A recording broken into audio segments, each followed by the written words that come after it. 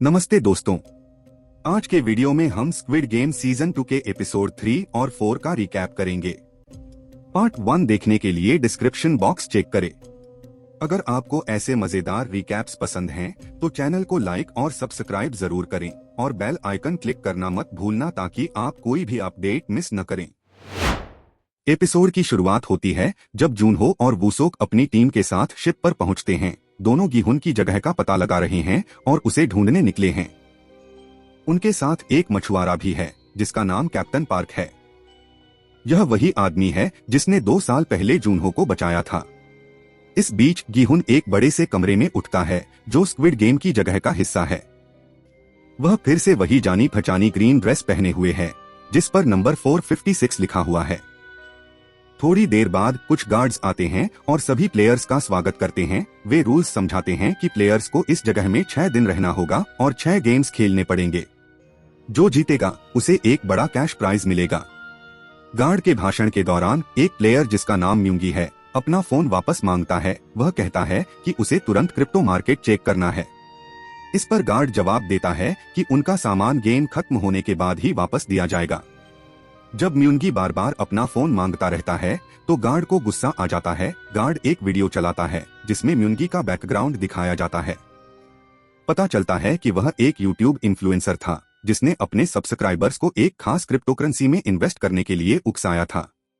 वह क्रिप्टोकरेंसी घाटे में चले गई जिससे सभी को भारी नुकसान हुआ। इसके बाद गार्ड बाकी प्लेयर्स की जानकारी भी बताता है और यह साफ करता है कि सभी लोग बेहद बुरी हालात में हैं। गार्ड अपनी बात खत्म करते हुए उन्हें याद दिलाता है कि वे अपनी मर्जी से यहाँ आए हैं, इसलिए उन्हें रूल्स का पालन करना होगा। कुछ ही पलों बाद एक गोल्डन पिग्गी बैंक नीचे उतरता है और गार्ड बताता है कि यहीं पर उनका कैश प्राइज जमा होगा। वह बताता है कि विनर को 45.6 बिलियन वॉन लगभग 270 करोड़ का प्राइज मिलेगा। हालांकि इस बार एक नया रूल है, प्लेयर्स कभी भी वोट करके गेम को रोक सकते हैं और घर लौट सकते हैं। अगर ऐसा होता है तो तब तक जो पैसा जमा हुआ है वह बाकी बचे प्लेयर्स में बराबर बांट दिया जाएगा। गार्ड इसके बाद सबको समझाता है कि सभी को एक फॉर्म पर साइन करना होगा ताकि उनका पार्टिसिपेशन कंफर्म हो सके और जो भी हिस्सा नहीं लेना चाहते वे अभी जा सकते हैं। जैसे ही सभी फॉर्म पर साइन कर रहे होते हैं, म्यूंगी के पास एक फेमस रैपर थानोस और उसका दोस्त नमग्यू आते हैं। पता चलता है कि इन दोनों ने म्यूंगी की सलाह मानकर क्रिप्टो मार्केट में बहुत सारा पैसा गंवाया था। थानोस गुस्से में म्यूंगी से अपना खोया हुआ पैसा वापस मांगता है, लेकिन म्यूंगी जवाब देता है कि उसने अपनी मर्जी से फैसला लिया था और दूसरों के फैसलों के लिए कोई जिम्मेदार नहीं है। यह सुनकर थानोस और ज्यादा गुस्से में आ जाता है, लेकिन नमग्यू उसे ले जाता है। दूसरी तरफ जूनहो की टीम अभी भी गिहुन को ढूंढ रही है।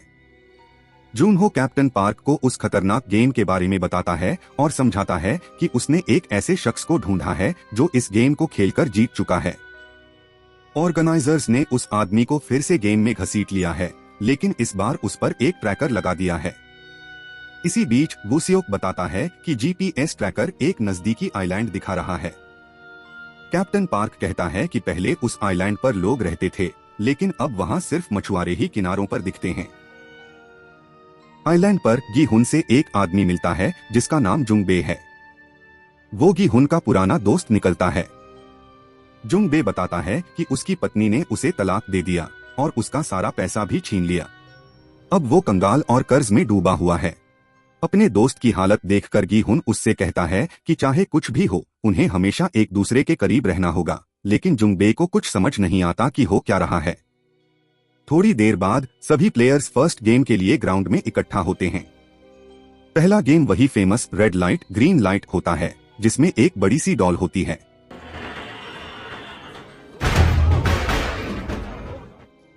दूसरी तरफ वूसियोक की टीम एक आइलैंड पर पहुंचती है और वहां के हालात को ड्रोन से स्कैन करती है। वो एक बड़े पत्थर पर चढ़ते हैं और आखिरकार उस जगह तक पहुंचते हैं जहां ट्रैकर दिखा रहा था, लेकिन वहां गिहुन कहीं नहीं दिखता। सिर्फ एक आदमी किनारे पर मछली पकड़ रहा होता है। वूसियोक बेताबी से इधर उधर ढूंढता है और आखिरकार जीपीएस ट्रैकर एक कीड़े से भरे बॉक्स में मिलता है। इस बीच गिहुन अपना दांत निकालकर नोटिस करता है कि उसका ट्रैकर हटा दिया गया है। ये देखकर उसे एहसास होता है कि वो पूरी तरह फंस चुका है। दूसरी तरफ बुसियोक गुस्से में पूछता है कि जीपीएस ट्रैकर वहां कैसे पहुंचा। डर के मारे मछुआरा बताता है कि एक आदमी ने पहले ही उसे वो बॉक्स देकर कहा था कि उसमें कुछ एक्स्ट्रा चारा रखा है। जी हुन की ओर वापस आते हैं, जहां गेम शुरू होने ही वाला होता है। वह तुरंत आगे बढ़ता है और जोर से चिल्लाता है कि यह मौत का खेल है। वह समझाता है कि ये डॉल किसी भी हिलने वाले प्लेयर को देख लेती है और उन्हें गोली मार दी जाती है। यह सुनकर सभी उसे पागल समझते हैं और उस पर हंसते हैं। कुछ तो यह भी कहते हैं कि वह ड्रामा करके गेम का कैश प्राइज अकेले जीतना चाहता है। फिर हम इन्हो को देखते हैं, जो अपने प्राइवेट रूम में गेम को मजे से देख रहा है। कुछ ही सेकंड में गेम शुरू हो जाता है और गी हुन सभी को समझाता रहता है। वह यह भी कहता है कि बात करते वक्त अपने मुंह को ढकें। Hold on, wait, aren't you? Hold still! Green light. Red light. Hold still! Good job! कई राउंड बिना किसी के हिलने और चोट लगने के निकल जाते हैं, लेकिन एक मधुमक्खी एक लड़की की गर्दन पर बैठ जाती है। वह घबरा कर हिलती है और उसे गोली मार दी जाती है। यह देखकर बाकी के प्लेयर्स समझ जाते हैं कि गी हुन सही कह रहा था। घबराहट में सभी एंट्रेंस डोर की तरफ भागने लगते हैं, लेकिन इस अफरा-तफरी में बहुत सारे लोग मारे जाते हैं। हर तरफ से प्लेयर्स को गोलियों से मारा जा रहा है। फिर हमें नोयूल दिखती है, जो स्नाइपर्स में से एक है और प्लेयर्स को शूट कर रही है। लेकिन फिर उसकी नजर बीमार बच्ची के पिता पर पड़ती है। यह देखकर वह चौंक जाती है। सभी अब गी हुन की बातों का पालन करते हुए धीरे धीरे फिनिश लाइन की तरफ बढ़ते हैं। हालांकि कुछ लोग हल्की सी हरकत के कारण शूट कर दिए जाते हैं। टाइम खत्म होने के करीब है और कई प्लेयर्स फिनिश लाइन पार कर जाते हैं, लेकिन एक प्लेयर पैर में गोली लगने की वजह से गिर जाता है। यह देखकर गी हुन और एक और प्लेयर उसकी मदद के लिए दौड़ते हैं।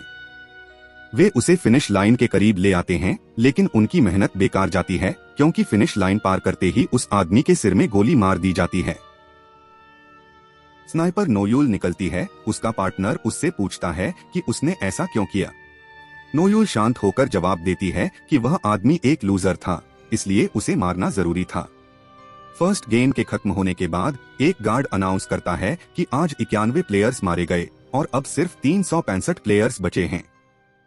सभी डर के मारे सहमे हुए हैं, तो गी हुन पूछता है कि क्या वो वोट कर सकते हैं और अभी के अभी गेम छोड़ सकते हैं। गार्ड मान जाता है, लेकिन पहले प्राइज मनी दिखाने की बात करता है। पता चलता है कि अभी तक 9.1 बिलियन वॉन करीब 53 करोड़ रुपए जमा हुए हैं, क्योंकि हर मौत पर 100 मिलियन वॉन 58 लाख रुपए जोड़े जाते हैं। अगर अभी गेम रुकता है तो ये पैसे बचे हुए 365 खिलाड़ियों में बांटे जाएंगे, मतलब हर एक को 24 मिलियन वॉन 14 लाख रुपए मिलेंगे। ज्यादातर प्लेयर्स इससे निराश हो जाते हैं, क्योंकि ये उनके कर्ज चुकाने के लिए काफी नहीं है। कुछ प्लेयर्स और गेम खेलने के लिए तैयार हो जाते हैं ताकि प्राइज मनी बढ़ सके, खासकर जब उन्हें याद दिलाया जाता है कि विनर को 45.6 बिलियन वॉन यानी 270 करोड़ रुपए मिलेंगे। इसलिए बहुत सारे प्लेयर्स गेम में बने रहने का प्लान बनाते हैं। इसके बाद वोटिंग शुरू होती है। एक्स बटन का मतलब है गेम छोड़ना और ओ बटन का मतलब है गेम में बने रहना। गी हुन, जो आखिरी नंबर पर है, उम्मीद के मुताबिक एक्स बटन दबाता है। कई लोग उसकी बात मानते हैं, लेकिन बहुत से प्लेयर्स जो भारी कर्ज में डूबे हुए हैं, गेम में रहने के लिए वोट करते हैं। वोटिंग के बीच गी हुन बाकी लोगों से विनती करता है कि गेम छोड़ दें और चेतावनी देता है कि अगर वे रुके तो मारे जाएंगे। लेकिन कुछ प्लेयर्स उस पर डर फैलाने और गेम के माहौल को खराब करने का इल्जाम लगाते हैं। एक बूढ़ी औरत गी हुन का बचाव करने की कोशिश करती है, लेकिन ज्यादातर लोग उसके खिलाफ हो जाते हैं और पूछते हैं कि उसे इतना सब कुछ कैसे पता है। आखिर में गी हुन बताता है कि उसने पहले ये गेम खेला था। वो बताता है कि 3 साल पहले वह यहाँ था और सभी की मौत के बाद केवल वही बचा जिससे उसने प्राइज मनी जीता। यह सुनकर एक प्लेयर सवाल करता है कि अगर उसके पास पहले से इतना पैसा था तो वह यहाँ वापस क्यों आया, लेकिन थानोस इस मौके का फायदा उठाता है और कहता है कि गी हुन उन्हें अगले गेम्स जीतने के टिप्स और ट्रिक्स दे सकता है। गी हुन फिर भी उन्हें रोकने की कोशिश करता है, तो गार्ड गुस्से में आकर बीच में दखल देता है और कहता है कि अगर उसने दखलंदाजी बंद नहीं की तो उसे गिरफ्तार कर लिया जाएगा। वोटिंग वापस से शुरू होती है। अब वोटिंग का नतीजा बेहद मामूली अंतर से आता है। 180 वोट एक्स के लिए और 181 वोट ओ के लिए। वोटिंग के इक्वल हो जाने पर अब फैसला प्लेयर 1 पर टिका होता है, जिसका चेहरा पहले नहीं दिखाया जाता। वह ओ बटन दबाता है, जिससे गेम जारी रहता है। लेकिन शो एक चौंकाने वाला मोड़ लेता है जब प्लेयर 1 की पहचान सामने आती है। वह और कोई नहीं बल्कि दी फ्रंटमैन इन्हो है। वोटिंग खत्म होने के बाद प्लेयर्स को खाना और पीने के लिए दिया जाता है, लेकिन गी-हुन खाने के मूड में नहीं होता। उसे एहसास होता है कि वह फिर से गेम में फंस गया है और इस बार शायद उसकी किस्मत उसका साथ न दे। तभी इन्हो कुछ प्लेयर्स के साथ गी-हुन के पास आता है। क्योंकि गी-हुन ने कभी फ्रंटमैन का चेहरा नहीं देखा, इसलिए उसे उसकी असली पहचान का पता नहीं चलता। इन्हो उससे गेम में मदद मांगता है और बताता है कि उसने ओ बटन सिर्फ गी-हुन के एक्सपीरियंस की वजह से दबाया। वह कहता है कि वे एक और गेम खेलेंगे और फिर वोट करके यहाँ से चले जाएंगे। सभी सहमत हो जाते हैं और अगले गेम के बारे में पूछते हैं। गी-हुन बताता है कि अगला गेम दलगोना होगा, जिसमें उन्हें हनीकॉम्ब कुकी से शेप काटने होंगे। वह बताता है कि ट्रायंगल सबसे आसान शेप है, जबकि अम्ब्रेला सबसे मुश्किल। इस पर एक आदमी सलाह देता है कि शायद यह जानकारी सिर्फ छोटे ग्रुप तक ही रखनी चाहिए, क्योंकि अगर सबको पता चला तो सभी बच जाएंगे और प्राइज मनी नहीं बढ़ेगा। लेकिन गुस्से में गी-हुन कहता है कि वह सबको बताएगा कि यह गेम कैसे जीतना है। बाद में इन्हो गी-हुन से पूछता है कि अगर उसके पास इतना सारा पैसा था तो वह वापस क्यों आया। गी-हुन जवाब देता है कि वह खून से सना पैसा है जो उन सभी की मौतों से भरा हुआ है जिन्होंने यहाँ जान गंवाई। वह इन्हो को ओ बटन दबाने के लिए फटकारता है, लेकिन इन्हो कहता है कि उससे पहले 181 लोगों ने गेम में रहने के लिए वोट दिया था। इसके तुरंत बाद थानोस और नमग्यू फिर से म्यूंगी के पास आते हैं और उसके ऊपर अपने नुकसान का इल्जाम लगाते हैं। थानोस म्यूंगी का खाना छीन लेता है और उसे उसके चेहरे पर मल देता है। फिर दोनों उसे खींचकर हॉल के बीच में ले जाते हैं और उसकी पिटाई शुरू कर देते हैं। जब सभी डर के साथ देख रहे होते हैं, इन्हो अचानक आगे आता है और थानोस को सभ्य तरीके से पेश आने का आदेश देता है। थानोस उसकी बात नहीं मानता और कहता है कि घर जाकर अपने बच्चों को लेक्चर दे। यह सुनकर इन्हो भड़क जाता है और थानोस और नंग्यू की जमकर धुलाई कर देता है। अंत में दोनों माफी मांगने पर मजबूर हो जाते हैं और सभी इन्हो की तारीफ करते हैं। उस रात बाद में इन्हो गी-हुन के पास आता है और अगर उसने पहले कुछ ज्यादा किया हो तो उसके लिए माफी मांगता है। फिर वह अपनी जिंदगी के बारे में बताता है कि उसकी पत्नी को लिवर की बीमारी है और उसे लिवर ट्रांसप्लांट की जरूरत है। आंखों में आंसू लिए इन्हो यह मानता है कि यह गेम उसकी आखिरी उम्मीद है और वह अपनी पत्नी को बचाने के लिए खून से सने पैसे का सहारा लेने के लिए भी तैयार है। इसी दौरान बिल्डिंग के दूसरी तरफ कुछ गार्ड्स संदिग्ध कामों में लगे होते हैं। पता चलता है कि वे मृत प्लेयर्स के ऑर्गन्स निकाल रहे हैं, लेकिन वे निराश होते हैं क्योंकि ज्यादातर ऑर्गन बेकार हो चुके हैं, क्योंकि प्लेयर्स लंबे समय से मरे हुए हैं। वे यह महसूस करते हैं कि इन्हें जिंदा रखना जरूरी है, लेकिन कोई बार बार उन्हें मार देता है। वे उस आदमी को भी नोटिस करते हैं जिसे पैर में गोली लगी थी, लेकिन फिर सिर में गोली मारकर उसे मार दिया था। उन्हें एहसास होता है कि ये सब गार्ड 011 यानी नोयूल का काम है और वे इसे अपने सीनियर को रिपोर्ट करने का फैसला करते हैं। कुछ पल बाद नोयूल को उसके सीनियर के साथ एक मीटिंग के लिए बुलाया जाता है, जहां उसके व्यवहार पर चर्चा होती है। सीनियर उसे समझाता है कि अगर वह मदद नहीं करने वाली है तो काम में दखल न दे, लेकिन नोयूल जवाब देती है कि वह तो बस अपना काम कर रही है, जो प्लेयर्स को खत्म करना है।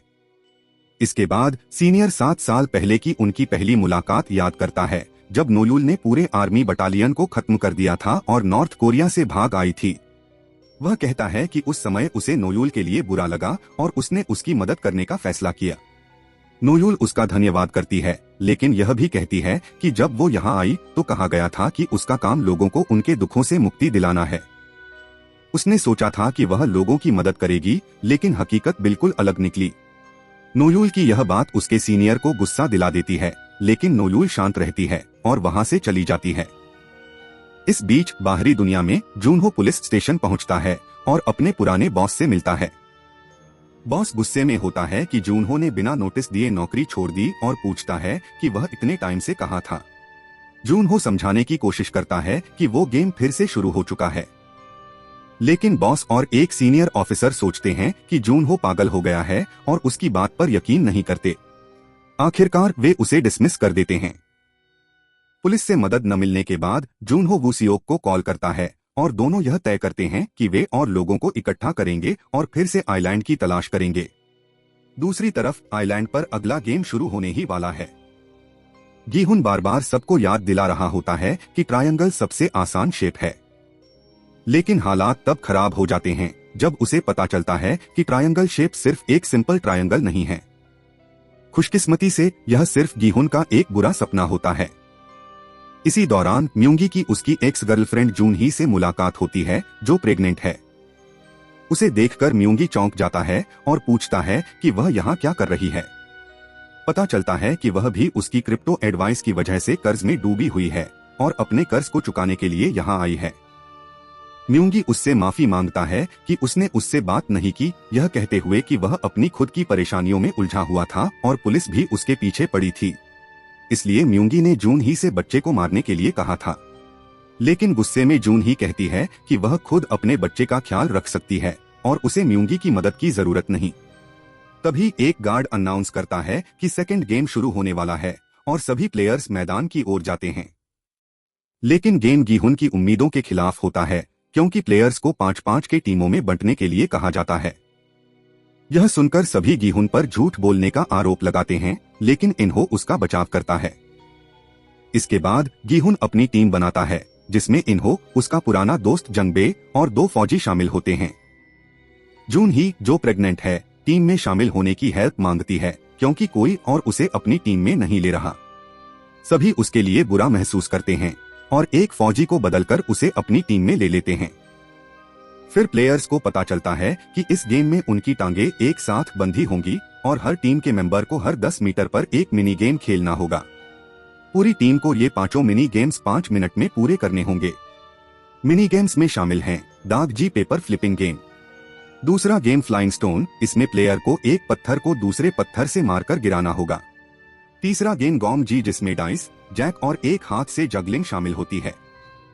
चौथा गेम स्पिनिंग टॉप, इसमें प्लेयर एक लट्टू पर धागा लपेटकर उसे सही तरीके से घुमाने की कोशिश करनी होगी। और आखिरी 5वां गेम जेगी, इसमें एक थैली को बिना जमीन पर गिराए 5 बार किक करना होता है। सभी को तैयारी के लिए समय दिया जाता है और यह तय करने को कहा जाता है कि कौन सा सदस्य कौन सा मिनी गेम खेलेगा। जल्दी ही गेम शुरू होता है और 2 टीमें एक साथ खेलना शुरू करती हैं। पहले गेम दाग जी से शुरुआत होती है और दोनों टीमें इसे पास कर लेती हैं। इसके बाद एक टीम फ्लाइंग स्टोन गेम के दौरान फंस जाती है क्योंकि उनका प्लेयर निशाना नहीं लगा पाता। दूसरी टीम आगे बढ़ती है और तीसरे गेम गॉन्ग जी को कई कोशिशों के बाद पूरा कर लेती है। जब केवल 2 मिनट बचे होते हैं तो दूसरी टीम स्पिनिंग टॉप गेम पर पहुंचती है, जबकि पहली टीम अभी भी फ्लाइंग स्टोन में फंसी होती है। आगे बढ़ने वाली टीम स्पिनिंग टॉप गेम भी पास कर लेती है, लेकिन बदकिस्मती से दोनों टीमें समय खत्म होने से पहले अपने गेम पूरे नहीं कर पाती।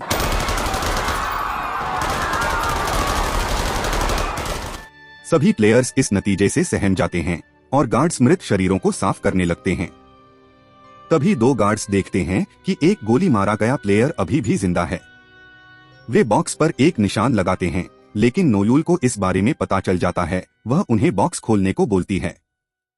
चूंकि उसके पास ट्रायंगल मास्क होता है जो कि सर्कल वाले मास्क से ऊंचे रैंक का होता है, गार्ड्स को उसकी बात माननी पड़ती है। नोयूल बॉक्स खुलते ही आदमी के सिर में गोली मारकर उसे मार देती है और एपिसोड यहीं खत्म होता है। आगे क्या होगा? क्या हमारे हीरोज इस मुश्किल गेम को पार कर पाएंगे या हार मान जाएंगे? अगर आपको ये रिकैप पसंद आया तो लाइक और सब्सक्राइब जरूर करें। साथ ही कमेंट में बताएं कि आपको इस एपिसोड का सबसे दिलचस्प हिस्सा कौन सा लगा। अगले रिकैप के लिए जुड़े रहें।